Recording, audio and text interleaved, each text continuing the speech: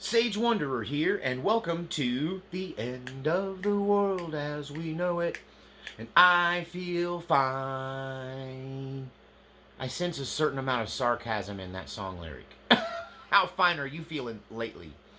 So, this is the segment on this channel where I do my best to come to you with the news of what's going on, and I try to leave my preacher opinions to the side, and I put on the hat, and I leave the preacher non-hat videos over here.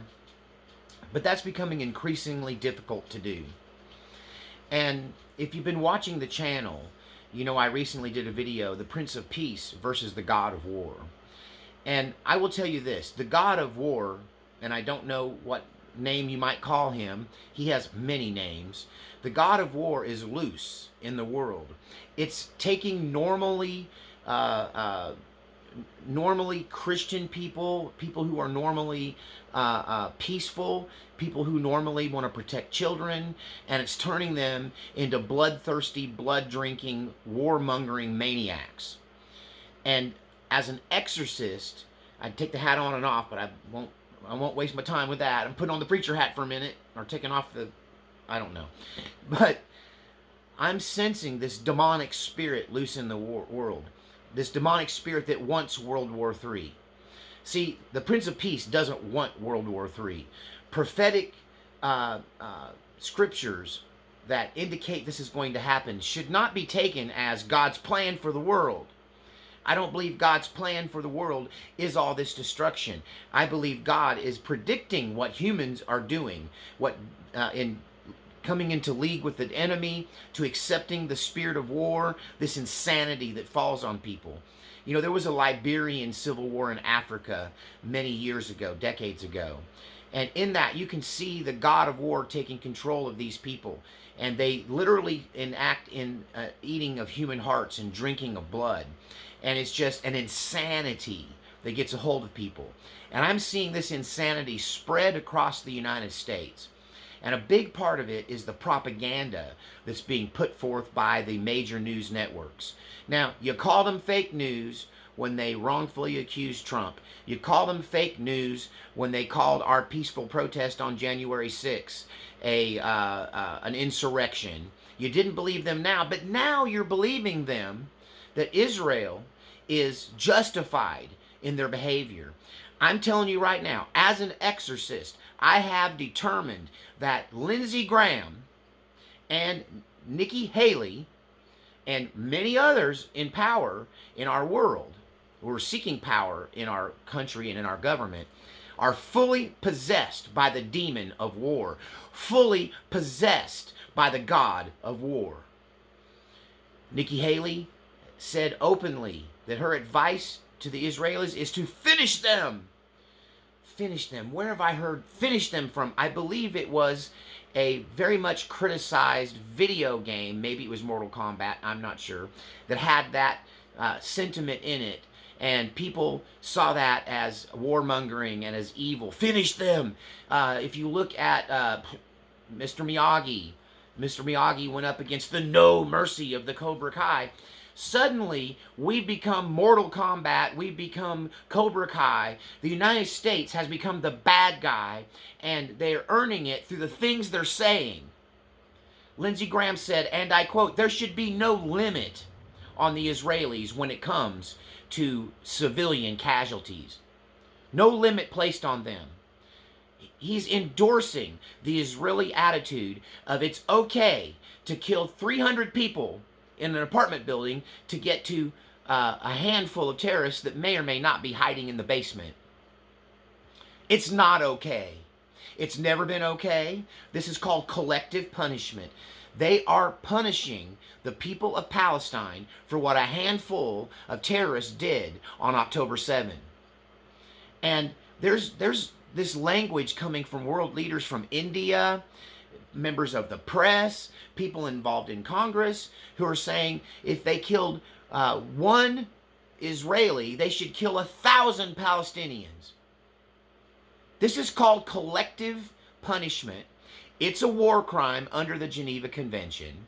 It's something that the United States military has tried their level best to avoid, down through time in every war we get in, there is at least some concerted effort to consider civilian casualties as a bad thing that we should avoid, instead of embracing them as literally the goal of war. The goal of the Israelis is to kill everyone north of that line and or drive them south.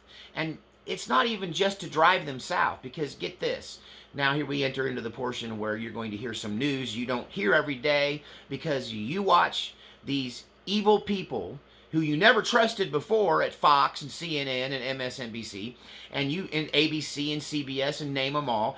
You didn't trust them before, but now you're getting your steady flow of information from these sources. And I'm telling you, these people are at least controlled by the God of War, if not totally in league with this God of War, this demonic spirit that has come into the mouth of world leaders who call for 1,000 dead civilians for every one Israeli dead civilian, that say there should be no limit placed on the destruction against civilians, that their lives shouldn't matter. The only thing that matters is that they get Hamas and finish them.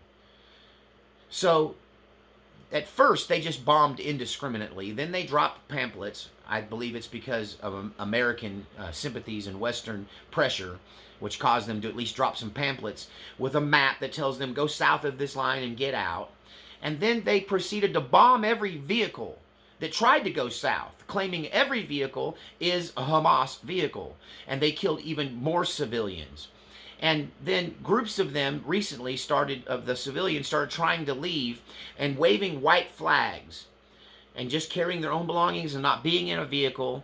And for the most part, those people were allowed to head south unmolested. However, there's a refugee camp at the Rafah gate that houses thousands of these people who have fled, as they were told to by the Israeli government, to the south. And now they're bombing the refugee camp in Rafah. They're bombing refugee camps everywhere. They're telling people to go there, and then they bomb where they go to once they get there. That this is genocide, all right? They have bombed 22 hospitals. Every hospital has been hit in this Gaza conflict. Every single one of them. The Israelis hit a convoy of ambulances trying to evacuate the sick and dying out of the north to get them hopefully help in Egypt, where there's a real hospital. And the Red Cross was working in this incident, along with the Red Crescent, the Arab version of the Red Cross. They were working together with the United Nations. They had told the Israeli Air Force that they were going to do this evacuation of this ambulance convoy, and apparently the Israelis said, go ahead. And the minute they got on the road, the convoy of ambulances were hit. Patients were killed, doctors were killed, first responders were killed, and UN employees were killed. There's been dozens of United Nations employees killed in this bombing. Let's talk about the press. We don't have any Western press in this involved in this conflict at all, except the ones that are wearing the flak jackets and the helmets and standing behind Israeli tanks, talking about what they think the Israelis are doing in Gaza, right? The Israelis cut off all of the internet, all of the communications. They're jamming it, they're destroying it, so the news can't get out. But here's something you may not have heard. 36 international journalists have been killed on the ground in Gaza as well. One man, his whole family, his wife and his 4 children were killed in their home while he was out covering the war and the bombings in Gaza. And he, the next day, went back to work, despite his grief, to continue to try to get the truth out about what's happening to these civilians in Palestine. I don't care what religion they are. I don't even care what political affiliation they are. These people being killed are women and children, little babies who won't ever live long enough to blow out their first candle at their first birthday party.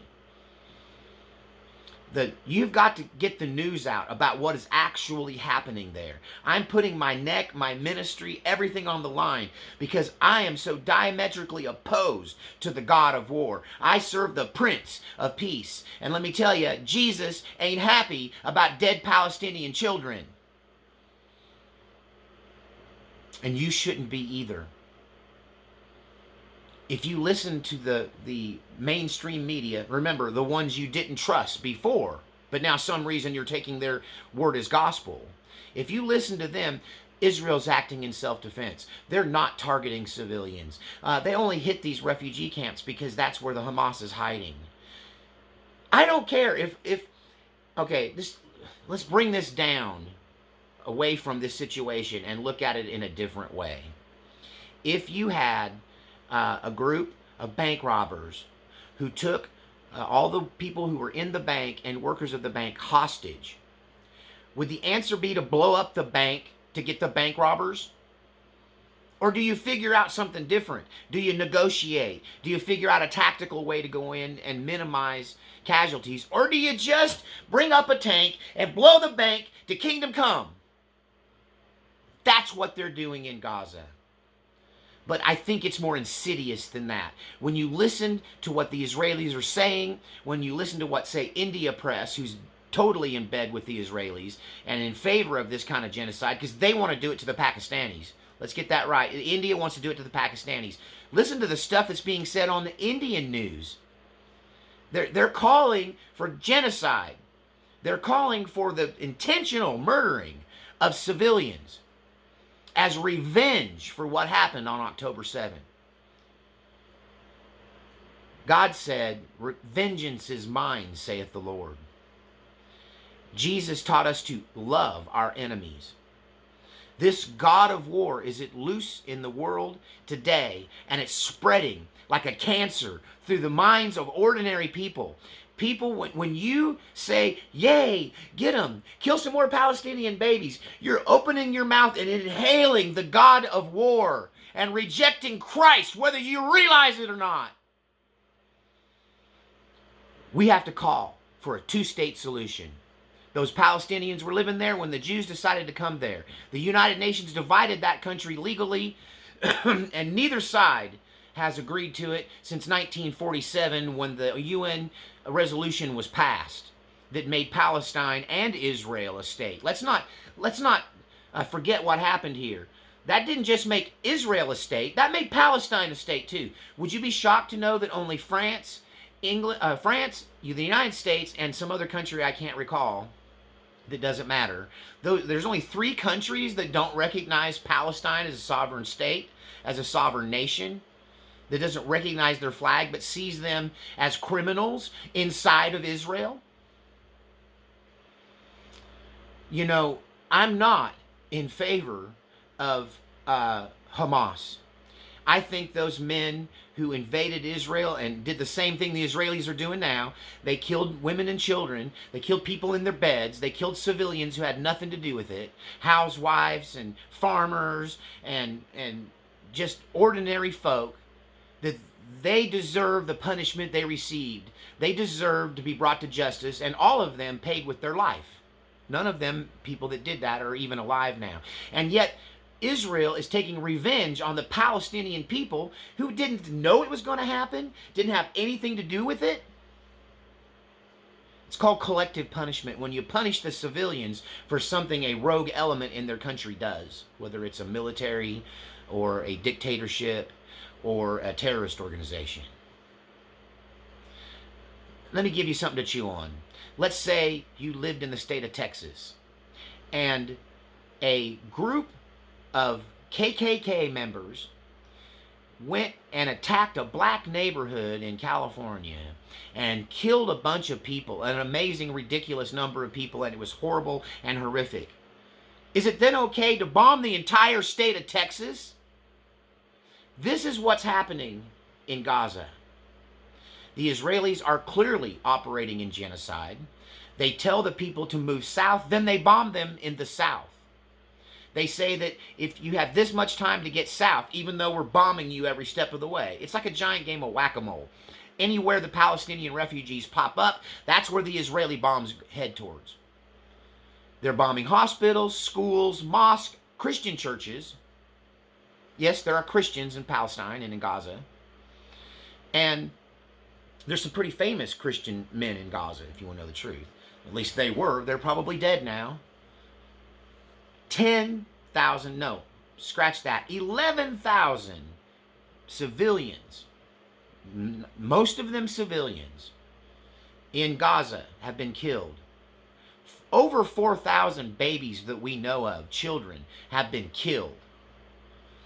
The only Christian response to this kind of mayhem, war, and genocide is stop it now. Ceasefire now or else. What's the or else, Sage? Well, we can stop sending Israel money. We can pull our troops back. We can condemn them publicly for what they're doing. We can tell them enough's enough. This is over the top. You drank the broth of the God of war and you're drunk on it. And you need to stop it. This is the only Christian response. Any other response is to put yourself in league with the God of war, which is in total opposition to the Prince of Peace. It's a total, to engage in this kind of behavior, to back it up, to hooray it on, to cheerlead it, is to denounce Christ. Let me say that again. Genocide is the opposite of what Jesus taught us to do. It's the opposite of how we're taught to be. It flies in the face of old world chivalry. It flies in the face of common law. This behavior, this activity has been shunned and against the law across the world since the time of Christ. It's an earmark to Christianity to say no to genocide, to say no to the killing of innocents, to protect children. This is the earmark, the hallmark, the characteristic of the Prince of Peace. And when you throw it out the window, you're throwing Jesus right out with him, and you're damning yourself. Lindsey Graham, you're a warmonger, and the love of God does not exist in you. Nikki Haley, you're an abomination. You're a shame to this country, to our people, to our Christian society. Shame on you both, and anybody else who talks that way. What happened to the Israelis was awful. There should have been a response. But collective punishment in violation of the law, destruction of civilian... I'll tell you another thing that's going on in Israel that nobody's talking about. As this Gaza City encirclement happens and the tanks move in closer, they've already said, the Israeli army has already said, they're going to destroy any building that Hamas might hide in. So the net result is every home, every shed, every doghouse, every hospital, every church, every synagogue. I don't think there's any synagogues there. It just popped out. Any structure, any business, any gas station, any place that these Hamas fighters could hide in is being destroyed. So this is the systematic ethnic cleansing of all Palestinians, the destruction of all of their property, the destruction of every home and every business and every structure. And as these Israeli tanks and armored divisions move in tighter around Gaza, behind them are bulldozers that are coming in behind the captured area and pushing every structure over. They're using them to undermine the walls of buildings that have been there for hundreds of years so they can be toppled with a bulldozer. This is what's not being covered on your CBS nightly news. You are more than likely under a great deception. And all you have to do to break that deception is to embrace the Prince of Peace. The God I serve loves children. The God I serve, Jesus Christ, told us it's better to tie a millstone around your neck and throw yourself in the sea than it is to harm a child. And 4,000 Palestinian children are dead. It doesn't matter their ethnicity. They're babies, they're innocent, and all of them went to heaven. All of them under the age of accountability. They're calling children up to 17 years old. So the number of actual babies is probably lower than that. But trust me, I've seen plenty of footage being smuggled out of Palestine. Footage that isn't being shown on CBS, where baby after baby is being dug out from under this rubble. That when people go to a place of safety to try to huddle together and in a tent city, and Israelis are bombing those, intentionally bombing those, claiming that the Hamas are in there. How would they know? They don't have any intelligence in there. There's not any troops in there reporting on the location of Hamas. They're making up target lists, and their motivation is genocide. Their motivation is ethnic cleansing of Gaza. Their motivation is to destroy every single building, standing structure, and doghouse, shed, or whatever in this entire region. And many are saying the quiet part out loud, so they can pave it over, so they can remove the rubble and build new Israeli settlements in the Gaza Strip, north of that line. Their eventual goal, I promise you, being stated in private and denied in public, is that they are pushing the Palestinian people into the Sinai Desert. That's their goal, the north half first, leave them nothing to come back to. Even if the international organizations intervened and allowed the Palestinians to return, there's nothing to return to. This is scorched earth. This is a war crime. This is genocide. And you better wake up as a Christian and stop hoorahing the devil and his demons and this God of war, this spirit of war, this blood-drinking, bloodthirsty call for destruction of innocent people and civilians is demonic.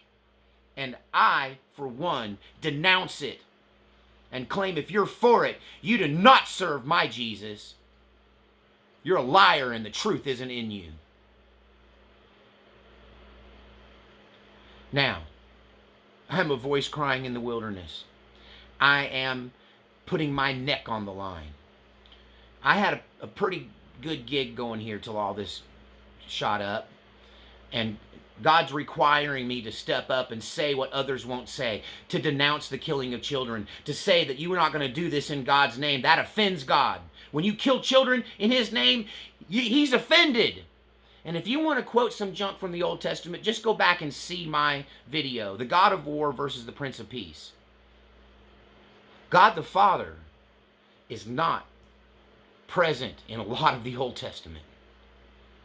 And Jesus said so as much when he condemned the Israelis, he condemned the Jews of his day. Said to them that if you knew the Father, you'd recognize me. Your father is the devil, because God sent me and you hate me. If you hate me, you're the devil. This is what Jesus said. Jesus said, defend little children. Jesus said, forgive your enemies. Love your enemies. Where is the love in this Christian nation? You can stand up for innocence. You can say no to genocide and not be anti-Israeli or pro-Hamas. I'm telling you, both those godless people are at fault. They're two Antichrist nations, and they're fighting one another, and we need to not be involved in it, and we certainly do not need to prop up this genocide and this destruction, this collective punishment, this war crime being committed against the people of Palestine who had nothing to do with what happened on October 7th. And I'm putting my neck on the line, the future of this channel, but I know God's going to take care of me, because this channel is funded by viewers like you. That's why I need you. If you believe in the innocence of children, if you're against child trafficking, if you're against abortion, if you're against killing babies of any nationality, then you need to support this channel, because nobody's saying this. Nobody's saying this unless they're in favor of Hamas, which I am not. I'm against both sides who believe that killing civilians and collective punishment against people because of their nationality or race is right. It's not right. It's a sin. It means you're in league with a demonic force if you believe that's okay. So if you're anti-demons, if you're anti the destruction of innocent children, if you would like to see there be rules in war and an accountability, then you need to support this channel, because nobody but me that I know about here is really saying it the way I'm saying it.